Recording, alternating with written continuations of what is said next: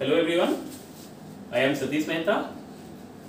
आज हम लोग बात करेंगे 12th का जो एक सबसे इम्पोर्टेंट पोर्शंस और सबसे बिगर पोर्शंस है उसके बारे में हम लोग देखेंगे। जैसे आपने क्लास 11th में मैकेनिक्स पढ़ा था, मैकेनिक्स का जिस प्रकार से इम्पोर्टेंट रोल था पूरा फिजिक्स के लिए, आप उतना तो हम लोग नहीं बोल सकते हैं कि पूरा फिजिक्स में, लेकिन जो इलेक्ट्रोमैग्नेटिज्म पार्ट है वो बहुत ही इंपॉर्टेंट पार्ट है। आप जेई ले लो या नीट ले लो या आपका 12th बोर्ड ले लो, बहुत ज़्यादा क्वेश्चन इससे आता है। तो चलिए आज हम लोग देखते हैं इलेक्ट्रोमैग्नेटिज्म। ठीक है, तो हम लोग बात करेंगे वो किसके बारे में बात करेंगे, इलेक्ट्रोमैग्नेटिज्म। तो स्टार्ट करते हैं।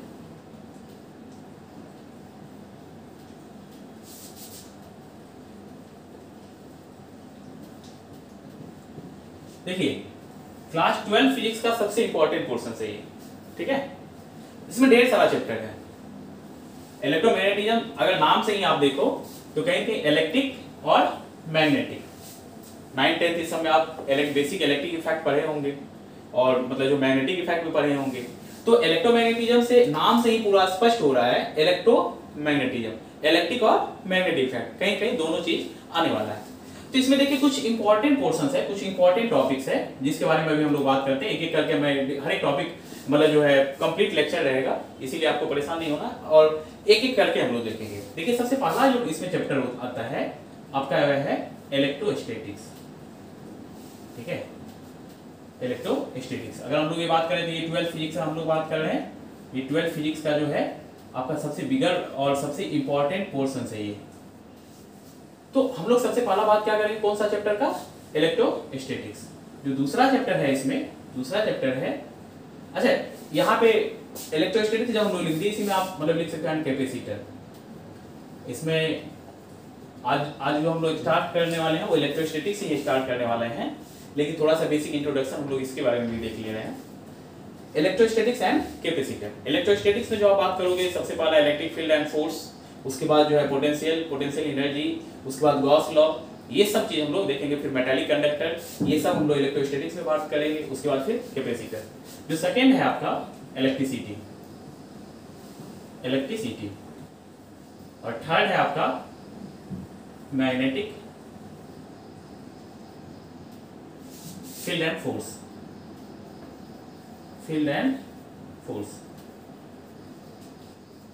और नेक्स्ट जो आप बात करोगे, नेक्स्ट जो टॉपिक है आपका वो है आपका EMI/AC, electromagnetic induction and alternating current, EMI/AC। और इसी में हम लोग जो बात करेंगे, हम लोग का जो सीक्वेंस होगा इस प्रकार से होगा। आप मैग्नेटिक मटेरियल भी बात करते हैं, इसको हम लोग लास्ट में बात करते हैं। आप यहाँ पे मैग्नेटिक फील्ड एंड फोर्स के बाद भी करते हैं बहुत लोग, लेकिन हम लोग यहाँ पे बात करेंगे मैग्नेटिक मटेरियल। ठीक है, मैग्नेटिक मटेरियल, और इसी में अर्थ मैग्नेट ये सब कुछ जो है वो सारा डिस्कस करेंगे। और इसी से रिलेटेड जब ये टॉपिक हम लोग पढ़ लेंगे तो एक और पोर्शन होता है इलेक्ट्रोमैग्नेटिक वेव का, जो मतलब बोल सकते हो कि जब पूरा इलेक्ट्रोमैग्नेटिज्म पढ़ लेते हैं उसके बाद वो टॉपिक बहुत ईजी हो जाता है और समझने में कंफर्टेबल हो जाता है। तो आप ये चीज देख सकते हो। अब हम लोग का जो टॉपिक है, जो आज हम लोग टॉपिक स्टार्ट करने वाले हैं वो इलेक्ट्रोस्टैटिक्स से स्टार्ट करने वाले हैं। ठीक है, इसको मैं रख कर रहा हूँ। देखिए अब जब हम लोग इलेक्ट्रोस्टैटिक्स का बात करेंगे तो सबसे पहला चीज आता है कि इलेक्ट्रोस्टैटिक्स में क्या पढ़ना है, कैसे पढ़ना है, इसमें क्या चीज के बारे में एनालिसिस करेंगे, ये हर एक चीज हम लोगों को पता होना चाहिए। ये हर एक चीज हम लोगों को पता होना चाहिए, तभी हम लोग चैप्टर को और अच्छे से ये करेंगे। तो जो हम लोग का चैप्टर है वो है इलेक्ट्रोस्टैटिक्स। ठीक है, इलेक्ट्रोस्टैटिक्स। अगर आप इसी को देखो तो इसको दो अगर पार्ट में डिवाइड करते हो तो इलेक्ट्रो एंड स्टैटिक्स। अगर हम लोग इलेक्ट्रो का सिर्फ मतलब देखें तो इलेक्ट्रो का मतलब आप बोल सकते हो कि चार्ज, और स्टैटिक्स मतलब रेस्ट। मतलब आप जो इसमें एनालिसिस करने वाले हो, किसके बारे में एनालिसिस करने वाले हो, चार्ज के। और दूसरी बात क्या, चार्ज कहाँ, किस सिचुएशन में, एट ए रेस्ट। तो आप बोल सकते हो स्टडी ऑफ इलेक्ट्रिक चार्ज,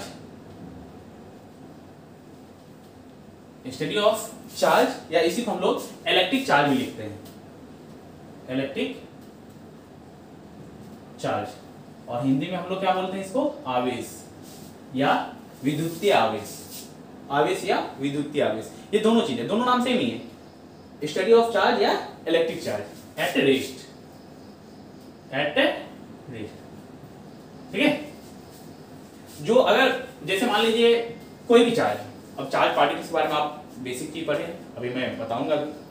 तो अगर कोई भी चार्ज पार्टिकल्स है, तो अगर वो रेस्ट में, तो उसका किस प्रकार से इफेक्ट होता है, उसका क्या क्या मतलब जो है क्या क्या प्रॉपर्टी होता है उसके साथ एसोसिएट, ये सब चीज के बारे में हम लोग डिस्कस करेंगे। अब ये भी दिमाग में आता है कि सर अगर हम लोग चार्ज के बारे में बात करें तो चार्ज क्या होती है, तो चार्ज का बात किए, चार्ज क्या होती है, सबसे पहला चीज ये आपके दिमाग में आया होगा। तो इससे थोड़ा सा मैं बेसिक में आपको जा रहा हूँ, 9-10 में ये सब चीज डिटेल्स में पढ़ते हैं, लेकिन मैं थोड़ा सा बेसिक में जा रहा हूँ। आप मेटर पढ़े होंगे, आप मेटर पढ़े होंगे कि मेटर क्या होता है।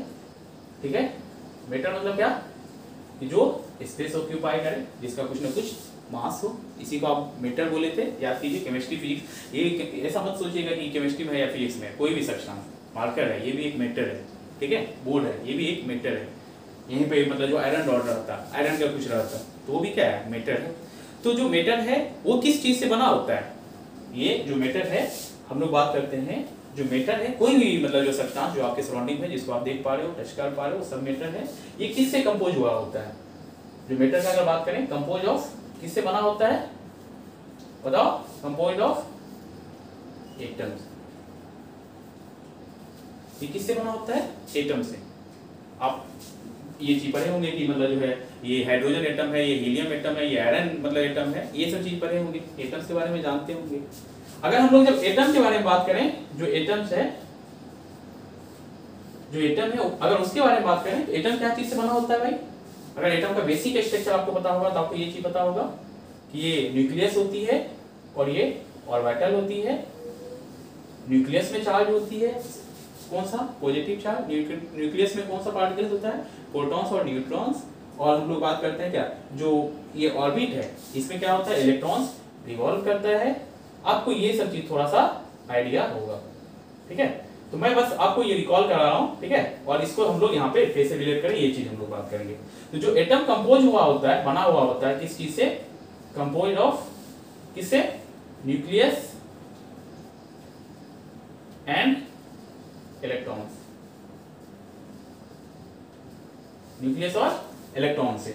अब जब न्यूक्लियस का अगर हम लोग बात करें, अगर न्यूक्लियस का बात करें तो न्यूक्लियस में क्या क्या चीज होती है, न्यूक्लियस में क्या क्या चीज होती है, अब याद कीजिए, आपको ये चीज बेसिक चीज आपको पता होगा क्या क्या, प्रोटॉन और न्यूट्रॉन।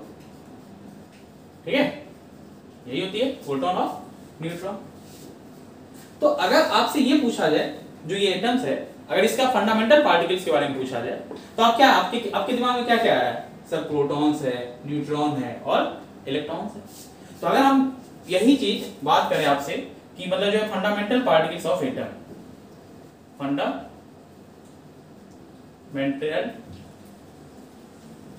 पार्टिकल्स ऑफ एटम, आपके दिमाग में तुरंत जो नाम आता है क्या आता है, इलेक्ट्रॉन, प्रोटॉन और न्यूट्रॉन। ये तीन नाम हम लोगों के दिमाग में तुरंत आ जाता है।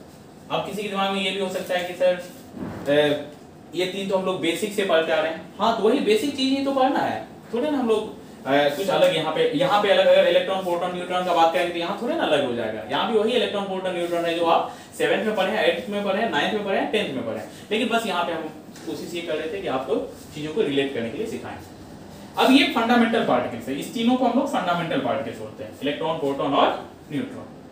अगर आप इसके बारे में और आपको डिटेल्स पता होगा क्या, अगर हम लोग इस पे चार्ज के बारे में बात करें तो आपको पता है क्या कि इलेक्ट्रॉन पे कौन सा चार्ज होती है, नेगेटिव चार्ज होती है। आप ये थोड़ा सा ये बेसिक चीज आपको पता होगा, माइनस ही हम लोग लिखते हैं, या इसी को जो है आप ऐसे भी लिखते हो, -1.6 × 10⁻⁻19 कूलम। आप ये चीज पढ़े होंगे। इसी प्रकार से जब प्रोटॉन पे हम लोग चार्ज बात करते हैं तो प्लस ही लिखते हैं, या इसी को हम लोग ये लिखते हैं 1.6 × 10⁻⁻19 कूलम। और जब हम लोग न्यूट्रॉन का बात करते हैं, ये न्यूट्रल होता है, ये इस पे कोई चार्ज नहीं होती है। तो ये आपको अभी तक बेसिक से ये चीज पढ़ते आ रहे हैं कि इलेक्ट्रॉन पे नेगेटिव चार्ज, और नेगेटिव चार्ज का वैल्यू कितनी होती है, -1.6 × 10⁻⁻19 कूलम। पॉजिटिव चार्ज 1.6 × 10⁻⁻19 कूलम किस पे, प्रोटॉन पे। और न्यूट्रॉन पार्टिकल्स जो होती है उस पे कोई चार्ज नहीं होती है। तो ये आप अगर हम लोग बात करें तो ये बेसिक चीज था। अगर अच्छा इसी में आप जब ये बात करो इसका मास का, तो आप मास ऑफ इलेक्ट्रॉन भी पढ़े थे, आप याद कीजिए कितना 9.1 × 10⁻31 kg, आप मास भी पढ़े थे, मास ऑफ इलेक्ट्रॉन्स। और इसी प्रकार से आप मास ऑफ प्रोटॉन्स भी पढ़े हैं। तो मास ऑफ प्रोटॉन्स क्या होता है, आप याद कीजिए 1.672 × 10⁻27 kg, यही मास ऑफ प्रोटॉन्स पढ़े हैं। और जब मास ऑफ न्यूट्रॉन्स का बात करें तो मास ऑफ न्यूट्रॉन्स आप कितना पढ़े 1.7, यहाँ पे 2 आता है, यहाँ पे 4, स्लाइटली डिफरेंट होता है न्यूट्रॉन का मास, ठीक है, स्लाइटली। और आप मैक्सिमम केस में आप देखे होंगे अभी तक जो आप अगर मास लिखे होंगे तो उसमें इक्वल ले लेते हैं, यही स्लाइटली डिफरेंट की वजह से ये चीज कर पाते हैं। तो कहीं न कहीं अब जब हम लोग चार्ज के बारे में बात करें या इलेक्ट्रोस्टैटिक्स के बारे में बात करें तो हमको इलेक्ट्रॉन्स, प्रोटॉन्स, न्यूट्रॉन्स का बेसिक नॉलेज होना चाहिए। और बेसिक नॉलेज आपके पास इतना है ये सफिशिएंट है, ठीक है, ये सफिशिएंट है। अब आप अगर हम लोग किसी के दिमाग में भी आए सर हम लोग चार्ज को डिफाइन कैसे करें, चार्ज क्या होती है, कैसे हम लोग एक्सप्लेन करें, तो अब अगर मैं आपसे ये पूछूं मास क्या होती है तो आप क्या कहोगे? मास का अगर हम लोग एब्सोल्यूट डेफिनेशन पूछे, कुछ एब्सोल्यूट ये पूछे कि मास क्या होती है, व्हाट इज मास, तो उसका हम लोग के पास कोई सटीक डेफिनेशन नहीं है। बात समझ में आ रही है? मास जब हम लोग बोलते हैं मतलब fundamental property of matter, fundamental property of matter. तो जिस प्रकार से मास के लिए हम लोग ये बोल देते हैं कि ये फंडामेंटल, किसी मैटर का फंडामेंटल प्रॉपर्टी है, उसी प्रकार से हम लोग चार्ज के लिए भी बात करते हैं। Charge is the fundamental property of matter as like mass. जिस प्रकार से मास फंडामेंटल प्रॉपर्टी है किसी मैटर का, उसी प्रकार से चार्ज भी है, उसी प्रकार से चार्ज भी जो है वो क्या है आपका फंडामेंटल प्रॉपर्टी है। आप क्या बोलोगे इसको? Fundamental property of matter, fundamental property of matter, ठीक है। जो ये चार्ज है वो फंडामेंटल प्रॉपर्टी है किसका? मैटर का, एज लाइक मास। अब बोल सकते हो लाइक मास, आप ब्रैकेट में लिख सकते हो लाइक मास, ठीक है, कोई कंफ्यूजन नहीं होना चाहिए, लाइक मास, ठीक है। अब जब हम लोग दूसरी चीज बात करें, जो चार्ज को हम लोग डिनोट करते हैं, चार्ज को जो डिनोट करते हैं, जो हम लोग फिजिक्स में यूज करते हैं सिंबल, मतलब जो है डिनोट करने के पर्पज से, मतलब डिनोटेड बाय, जो चार्ज को हम लोग डिनोट करते हैं उसके लिए जो सिंबल यूज करते हैं, कैपिटल क्यू भी लेते हैं और स्मॉल क्यू भी लेते हैं, कहीं कैपिटल क्यू से और कहीं स्मॉल क्यू से हम लोग दिखा देते हैं, ठीक है, कोई दिक्कत नहीं होगी। तो हमने ये चार्ज के बारे में बेसिक चीज पढ़ा, कैसे मैटर से एटम पे पहुंचे, एटम से इलेक्ट्रॉन, प्रोटॉन, न्यूट्रॉन्स पे, ये सब चीज हमने देखा। अच्छा, अगर एक चीज और बात करें, जैसे चार्ज के बारे में तो हमने ये देखा है, और चार्ज के बारे में देखो तो जो चार्ज पार्टिकल्स है वही रीजन होता है आपका जो इलेक्ट्रिक और मैग्नेटिक इफेक्ट होता है। अभी आपने स्टार्ट में ही बात किया कि जो इलेक्ट्रोमैग्नेटिज्म में पढ़ना है, पूरा का पूरा पढ़ना है, उसमें इलेक्ट्रिक और मैग्नेटिक इफेक्ट के बारे में पढ़ना है। तो जब पूरा का पूरा इलेक्ट्रिक और मैग्नेटिक इफेक्ट के बारे में पढ़ना है तो कहीं न कहीं इलेक्ट्रिक और मैग्नेटिक इफेक्ट का जो सोर्स है वो तो पता होना चाहिए। तो उसका जो मेन सोर्स है वो चार्ज है, वो मेन सोर्स है वो चार्ज है। जैसे एक छोटा सा अगर मैं एग्जांपल आपको कहूं कि अगर मान लीजिए चार्ज सिर्फ रेस्ट में है, तो हम लोग ये बात करते हैं चार्ज अगर रेस्ट में, तो हम लोग ये बात करते हैं इसकी इलेक्ट्रिक इफेक्ट, इसका कुछ ना कुछ इलेक्ट्रिक इफेक्ट होगा, फील्ड क्रिएट करेगा, फोर्स दूसरे पे लगाएगा, जो भी है। अगर यही चार्ज पार्टिकल अगर मोशन करने लगता है तो हम लोग ये बात करते हैं इसके पास मैग्नेटिक इफेक्ट भी आ जाता है। अगर v स्पीड से मान लीजिए मूव कर रही है तो हम लोग बोलते हैं इसके पास मैग्नेटिक इफेक्ट भी होता है, जो कि हम लोग नेक्स्ट चैप्टर में बात करेंगे। तो अभी हम लोगों ने चार्ज के बारे में देखा, चार्ज के बारे में बेसिक एनालिसिस किया। अब हम लोग चार्ज से एसोसिएट कुछ प्रॉपर्टीज के बारे में देखते हैं, ठीक है। चार्ज के बारे में कुछ इसकी जो प्रॉपर्टी है, बेसिक प्रॉपर्टी, उसके बारे में देखते हैं। जैसे सबसे जो पहला मतलब आप प्रॉपर्टी बोलो या मतलब बोल सकते कैरेक्टरिस्टिक्स बोलो चार्ज का, वो क्या होती है कि जो चार्ज पार्टिकल्स है, जो चार्ज है वो दो तरह की होती है। कौन कौन सा चार्ज? पॉजिटिव चार्ज और नेगेटिव चार्ज। अभी आपने देखा पॉजिटिव चार्ज पार्टिकल्स कौन सा था? प्रोटॉन था, और नेगेटिव चार्ज कौन सा था? इलेक्ट्रॉन था। तो हम लोग ये लिखते हैं, मतलब जो आप लिख सकते हो टाइप्स ऑफ चार्ज, हेडिंग डाल लो, ठीक है, आप लिख सकते हो। ये हम लोग प्रॉपर्टी बोलो या कैरेक्टरिस्टिक्स ऑफ चार्ज बोलो, ठीक है। उसी के बारे में हम लोग इंपॉर्टेंट फैक्ट्स भी बोल सकते हो, इंपॉर्टेंट फैक्ट्स, इंपॉर्टेंट फैक्ट्स। तो सबसे पहला चीज जो होती है, सबसे पहला वो क्या होती है? There are two types of charge. Two types of electric charge. Electric charge लिखो या चार्ज लिखो, अब आप इससे फैमिलियर हो गए। ठीक है, कौन कौन सा? फर्स्ट पॉजिटिव चार्ज और second negative charge. Negative charge, positive charge particles का कौन सा एग्जांपल था? याद कीजिए, प्रोटॉन्स, और निगेटिव का आपका इलेक्ट्रॉन्स। तो हम लोग पॉजिटिव चार्ज को ऐसे भी लिखा देते हैं, यहाँ पे पॉजिटिव चार्ज इस प्रकार से भी सिंबल लिखा हुआ रहता है। तो आपको ये सब चीज, बेसिक चीज में कभी भी कंफ्यूजन नहीं होना चाहिए। ठीक है, ये बेसिक चीज था। अब दूसरा चीज अगर हम लोग बात करें कि अभी जैसे आपने ये देखा था कि इलेक्ट्रॉन्स पे जो चार्ज था -1.6 × 10⁻⁻19 कूलम। तो जो चार्ज का एसआई यूनिट होती है, जो एसआई यूनिट होती है चार्ज का, SI unit of electric charge या सिंपल चार्ज आप लिख दो, चार्ज क्यू, ये क्या होती है आपका एसआई यूनिट? क्या होती है? कूलम। कूलम, ठीक है, क्या होती है? कूलम, जिसको हम लोग अगर सिंबल में बात करें तो कैपिटल सी से डिनोट करते हैं। कैपिटल सी से डिनोट करते हैं, मतलब आप बोल सकते हो कि चार्ज को जो हम लोग मेजर करते हो कूलम में मेजर करते हैं, और जिसका ये आपका सिंबल जो है कैपिटल सी होती है। और इसी प्रकार से अगर अदर यूनिट का बात करें, अदर यूनिट का बात करें तो एक और यूनिट होती है। अदर यूनिट का अगर हम लोग चार्ज के लिए बात करते हैं, वो क्या होती है? Electrostatic unit, ESU। ठीक है, जो ESU है ये अदर यूनिट है आपका, इसको हम लोग क्या बोल सकते हैं? Electrostatic unit. ठीक है, ये आप बोल सकते हो कि अदर यूनिट है चार्ज का, जो इसको हम लोग क्या बोलते हैं? ESU, electrostatic unit.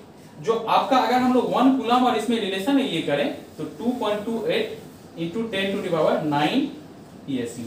अगर इस दोनों को रिलेट करें, इस दोनों का अगर हम लोग रिलेट करें कि कूलम और ESU में क्या रिलेशन होती है, तो वो रिलेशन जो होती है ये रिलेशन आप अगर दिमाग में रहे तो ठीक है, नहीं भी रहे तो कोई बहुत ज्यादा ये नहीं होता है, लेकिन ये आप रखिएगा, सेट रखिएगा।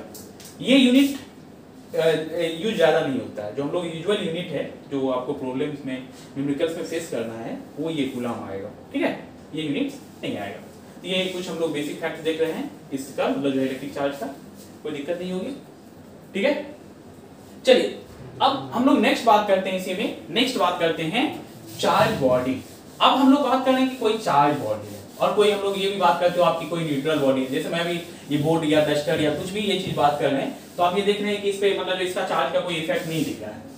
तो दो तरह की चीजें होती है, क्या अभी हम लोग बात करते हैं, एक तो चार्ज होगा और एक अनचार्ज होगा। तो चार्ज बॉडी का क्या मतलब हुआ, इसका मतलब हम लोग समझते हैं चार्ज बॉडी का क्या मतलब है, ये चीज हम लोग बात करते हैं। जैसे सबसे पहला हम लोग कोई भी बॉडी या कोई भी मतलब जो मेटल का अगर बात करें तो दो तरह की चीज होती है, एक चार्ज मतलब जिसके पास है चार्ज बॉडी बोल सकते हो, और एक अनचार्ज बॉडी। अनचार्ज बॉडी, ठीक है, दो तरह की चीज होती है। जैसे अगर हम लोग चार्ज बॉडी, देखिए कोई भी जो मेटल है जो आपको पता है कि वो एटम से मिलकर बना हुआ है, और एटम जो है इलेक्ट्रॉन प्रोटॉन न्यूट्रॉन से मिलकर बना हुआ है। तो जब हम लोग कोई भी बात करते हैं, अगर एटम्स का बात करते हैं तो वहां पे दो तरह की चीज हो जाती है। फिर अगर एटम्स का बात करते हैं तो वहां पे देखिए ये, तो हम लोग बात करते हैं न्यूट्रल एटम का।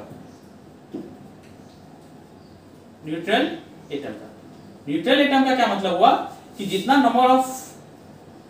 नंबर ऑफ प्रोटॉन जो है वो नंबर ऑफ इलेक्ट्रॉन्स के बराबर होगा। अगर भाई नंबर इक्वल होगा तो इससे क्या होगा, नंबर इक्वल होगा तो इससे क्या होगा कि जो टोटल चार्ज ऑफ प्रोटॉन्स होगा वो टोटल चार्ज ऑफ इलेक्ट्रॉन्स के इक्वल होगा।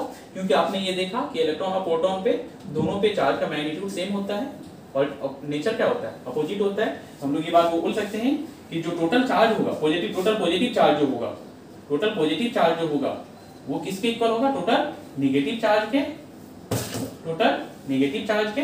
तो इस वजह से हम लोग बोल सकते हैं कि और जब total positive total negative equal है तो दोनों मिलके क्या कर देगा, न्यूट्रल कर देगा। तो ये चीज हम लोग बात करते हैं, ठीक है। तो चार्ज, अगर चार्ज बॉडी है कोई, तो चार्ज बॉडी है तो एक बात हम लोग के दिमाग में सेट होना चाहिए कि उसमें नंबर ऑफ इलेक्ट्रॉन्स और प्रोटॉन्स दोनों इक्वल नहीं होगा। क्योंकि हमने ये देखा कि न्यूट्रल है, न्यूट्रल एटम बोलो या न्यूट्रल बॉडी बोलो, या मतलब बोलो अनचार्ज बॉडी। तो अनचार्ज बॉडी मतलब क्या, no charge, no electric charge या नो चार्ज। तो इसका मतलब क्या हुआ कि जो नंबर ऑफ इलेक्ट्रॉन्स और नंबर ऑफ प्रोटॉन्स होगा वो इक्वल होगा, या हम लोग ये बोल सकते हैं कि जितना पॉजिटिव चार्ज होगा उतना ही नेगेटिव चार्ज होगा। समझ आ रही क्या? तभी तो वन चार्ज होगा। और जब हम लोग चार्ज बॉडी का बात किए तब चार्ज बॉडी में भी दो तरह का होगा। चार्ज बॉडी में दो तरह का केस आएगा, एक पॉजिटिव चार्ज, हम लोग जब चार्ज बॉडी में बात किए तो दो तरह का चीज आएगी, एक पॉजिटिव चार्ज और दूसरा नेगेटिव चार्ज, यानी पॉजिटिव चार्ज बॉडी और दूसरा negative charge body. Positive charge body का मतलब क्या होगा कि जो नंबर ऑफ प्रोटॉन्स होगा यानी अमाउंट ऑफ पॉजिटिव चार्ज होगा वो क्या होगा, नेगेटिव से ज्यादा है, तभी तो हम लोग पॉजिटिव चार्ज का मतलब ये बात कर रहे हैं। तो जो पॉजिटिव चार्ज का मतलब क्या है कि जो अमाउंट ऑफ पॉजिटिव चार्ज है, अमाउंट ऑफ पॉजिटिव चार्ज वो ग्रेटर है किससे, अमाउंट ऑफ, मैं यहां पे लिख दे रहा हूं आप समझ रहे हैं, यहां अमाउंट ऑफ नेगेटिव चार्ज से। बात समझ में आ रही है क्या? जो पॉजिटिव चार्ज है वो किससे ज्यादा है, इसको मिटा दे रहा हूं। जो अगर हम लोग बोल दिए कि पॉजिटिव चार्ज बॉडी है, जिसका मतलब क्या कि जो अमाउंट ऑफ पॉजिटिव चार्ज है वो ग्रेटर होगा अमाउंट ऑफ नेगेटिव चार्ज से, या मैग्नीट्यूड ऑफ पॉजिटिव चार्ज जो है वो ग्रेटर होगा किससे, मैग्नीट्यूड ऑफ नेगेटिव चार्ज से, तभी पॉजिटिव चार्ज बॉडी का मतलब हुआ, तभी वो पॉजिटिव है, पॉजिटिव चार्ज है। अगर नेगेटिव चार्ज बॉडी का मतलब क्या हुआ, आप अमाउंट लिखो या मैग्नीट्यूड भी लिखो, मैं यहां पे अमाउंट लिखा हूं, यहां पे आप चाहो तो मैग्नीट्यूड लिख सकते हो, क्या मैग्नीट्यूड ऑफ नेगेटिव चार्ज जो होगा वो ग्रेटर होगा किससे, मैग्नीट्यूड ऑफ पॉजिटिव चार्ज से। मैग्नीट्यूड ऑफ नेगेटिव चार्ज वो ग्रेटर होगा किससे, मैग्नीट्यूड ऑफ पॉजिटिव चार्ज से। तो इस जगह अगर मैग्नीट्यूड नेगेटिव चार्ज का ज्यादा है तो हम लोग बोलेंगे क्या हो, वो किस तरह का बॉडी है, नेगेटिव चार्ज बॉडी है। अगर पॉजिटिव चार्ज का मैग्नीट्यूड ज्यादा है तो हम लोग क्या बोलेंगे, वो पॉजिटिव चार्ज बॉडी है। ठीक है, अगर दोनों इक्वल है, अगर अमाउंट ऑफ नेगेटिव चार्ज और अमाउंट ऑफ पॉजिटिव चार्ज दोनों इक्वल है तो आप देख सकते हो कि वो जो है न्यूट्रल बॉडी है या अनचार्ज बॉडी है, कोई दिक्कत नहीं होगी। सब कुछ क्लियर है? चलिए नेक्स्ट बात करते हैं हम लोग, मिटा रहा हूं इसको। नेक्स्ट अगर बात करें तो इसी में देखिए, इसी में अगर हम लोग बात करें तो और भी बेसिक चीज छोटी छोटी बात कर सकते हैं कि जैसे और भी प्रॉपर्टी है चार्ज का, जो सबसे पहला मतलब जो है अभी हम लोग बात कर रहे हैं, एक एक करके सब प्रॉपर्टी बात करते हैं कि अब आपने देखा दो तरह का चार्ज होती है, तो पॉजिटिव चार्ज और नेगेटिव चार्ज। तो जो पॉजिटिव चार्ज है, जैसे सेम नेचर का जो चार्ज है, चाहे पॉजिटिव हो या चाहे नेगेटिव हो, तो हम लोग बोलते हैं उसको लाइक चार्ज। लाइक चार्ज मतलब क्या, जो चार्ज का नेचर है वो सेम है, मतलब क्या, अगर पॉजिटिव है या नेगेटिव है, ये लाइक चार्ज हो गया। तो जो लाइक चार्ज होता है वो एक दूसरे को रिपेल करता है, रिपल्सन मतलब दूर भगाना। ठीक है, रिपल्सन मतलब क्या, दूर भगाना। जो लाइक चार्ज है वो रिपेल करता है एक दूसरे को, यानी मतलब जो है एक दूसरे पे दूर भगाता है। तो जैसे मान लीजिए पॉजिटिव चार्ज है तो इसको दूर भगाएगा। ठीक है, और जब यहीं पे अनलाइक चार्ज होगा तो वो अट्रैक्ट करेगा एक दूसरे को। जैसे अनलाइक चार्ज होगा, एक नेगेटिव एक पॉजिटिव या दूसरा पॉजिटिव फर्स्ट नेगेटिव, तो ये जो अनलाइक चार्ज है वो अट्रैक्ट करता है। ठीक है, ये अट्रैक्ट करेगा। जैसे अगर एक पॉजिटिव चार्ज है और एक नेगेटिव चार्ज है तो ये एक दूसरे को अपने पास ला लेगा, खींचेगा, कोशिश करेगा एक दूसरे को पास लाने का। अट्रैक्शन मतलब यही हुआ। ठीक है, और रिपल्सन मतलब दूर भगाएगा। तो ये बहुत इंपॉर्टेंट प्रॉपर्टी होती है इलेक्ट्रिक चार्ज का। नेक्स्ट प्रॉपर्टी का अगर हम लोग बात करें, जो इलेक्ट्रिक चार्ज है आपका, ये स्केलर क्वांटिटी है। जो चार्ज है, इलेक्ट्रिक चार्ज है, ये स्केलर क्वांटिटी है। स्केलर क्वांटिटी का मतलब समझिए क्या होगा। स्केलर क्वांटिटी तो आप इसको सिंपल अलजेब्रा से ऐड कर सकते हो। तो अब जैसे सिंपल अलजेब्रा से ऐड करने का मतलब समझिए, जैसे कोई ये बॉडी है, अगर इस पे Q इक्वल टू मान लीजिए 4 कूलम चार्ज पहले से है, ठीक है, और हमने Q इक्वल टू यहाँ पे Q2 इक्वल टू मान लीजिए 3 कूलम चार्ज लाया, Q3 equal to -2 coulomb charge लाया, ये हमने चार्ज और इसको दिया, इस बॉडी को, चार्ज जैसे भी दें, वो कैसे होगा क्या होगा वो आगे हम लोग बात करेंगे। तो अगर मैं पूछूं इस बॉडी पे टोटल चार्ज क्या होगा, टोटल चार्ज या नेट चार्ज इस बॉडी पे, तो टोटल चार्ज क्या होगा, Q1 सिंपल अलजेब्रा जो है Q1 plus Q2 plus Q3।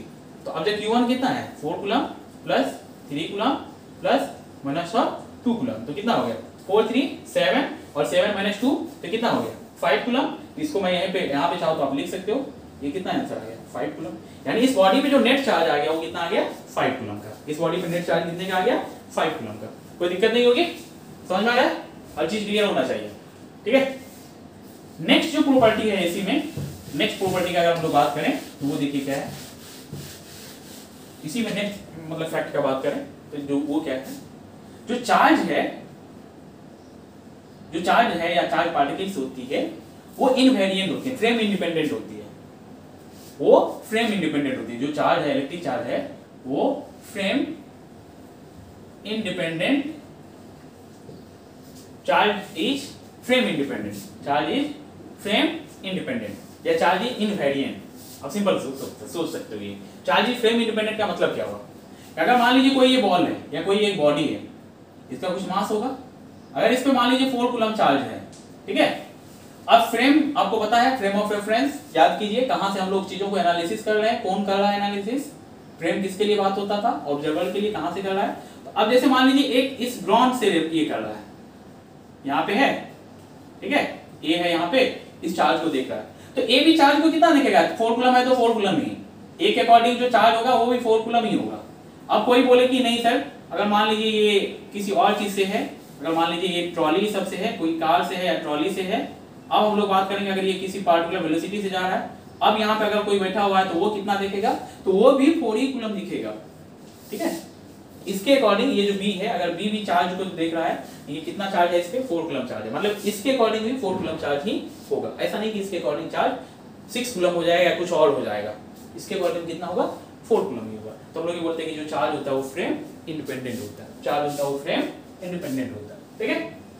Next property का अगर हम लोग बात करें, नेक्स्ट प्रॉपर्टी का अगर हम लोग बात करें, यहाँ पे आप ये चीज देख सकते हो, प्रॉपर्टी बोलो या इंपॉर्टेंट फैक्ट्स बोलो, कि अगर चार्ज है, अगर हम लोग चार्ज बात करते हैं कि यहाँ पे हम लोग बोलते हैं कि यहाँ पे 2 कूलम या 3 कूलम चार्ज है, तो आपको पता है होना चाहिए कि जब ये चार्ज है तो कहीं ना कहीं या तो इलेक्ट्रॉन्स ज्यादा होगा या प्रोटॉन्स ज्यादा होगा, क्योंकि आपने बात किया कि नेगेटिव चार्ज होगा या पॉजिटिव चार्ज होगा।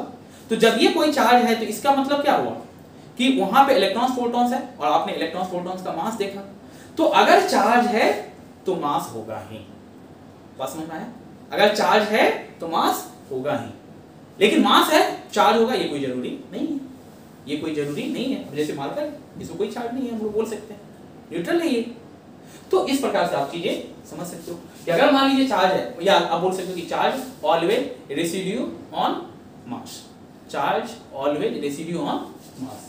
जो इलेक्ट्रिक चार्ज है रेसिड्यू ऑन मास, ठीक है, वो हमेशा मास पे रहता है, वो हमेशा मास पे मतलब रहता है, या बोल सकते हमेशा वो मास के साथ एसोसिएट होता है। लेकिन इसका जो कन्वर्स है, कन्वर्स इज नॉट ट्रू,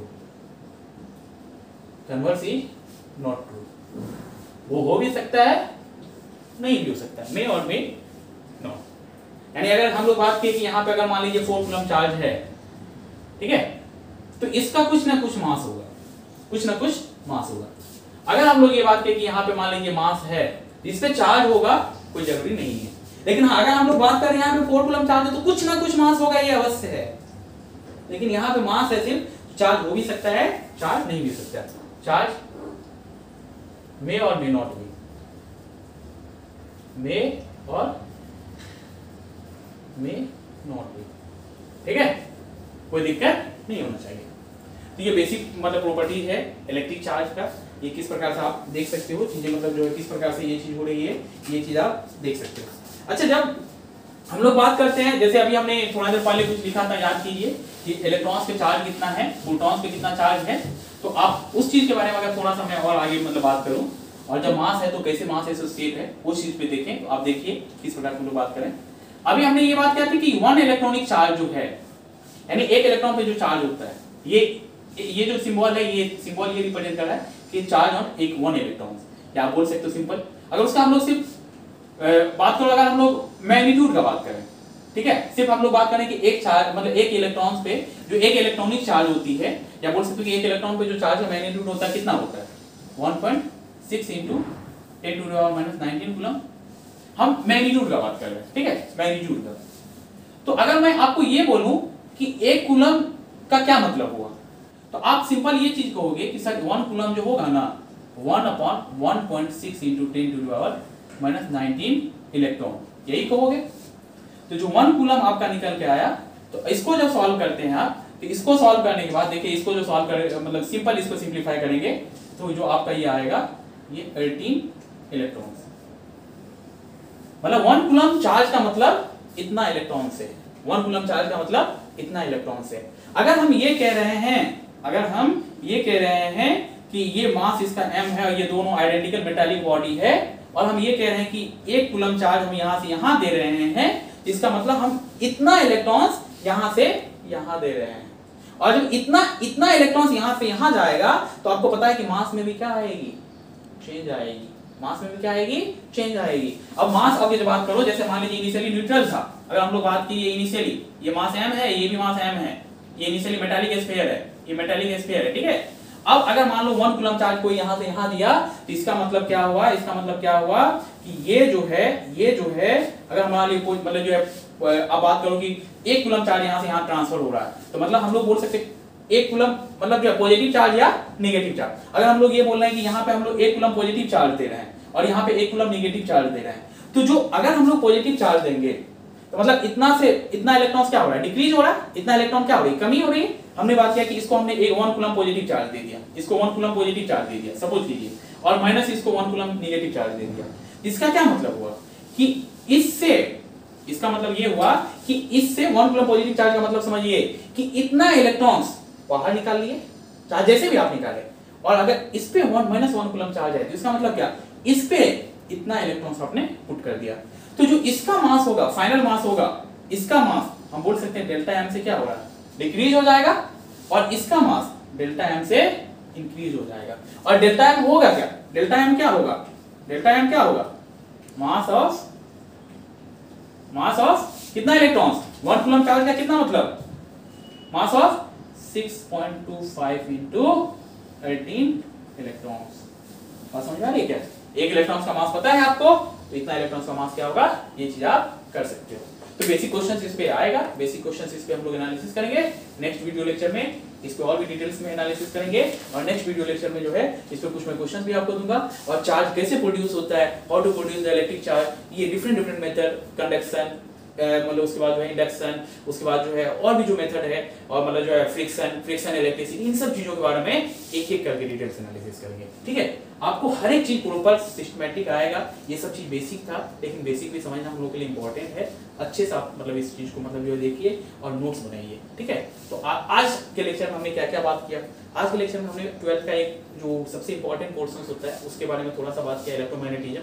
उसमें इलेक्ट्रोमैग्नेटिज्म में हम लोग का एक चैप्टर पढ़ना था, कौन सा, इलेक्ट्रोस्टैटिक्स। इलेक्ट्रोस्टैटिक्स में हमको पढ़ना क्या था, इलेक्ट्रिक चार्ज। तो इलेक्ट्रिक चार्ज का बेसिक प्रॉपर्टी क्या था, उसके मतलब जो है इलेक्ट्रिक चार्ज क्या होती है, कैसे क्या हम लोग बात करते हैं, इन सब चीजों के बारे में देखा। तो नेक्स्ट लेक्चर में इसी को हम लोग कंटिन्यू करेंगे, ठीक है। Thank you.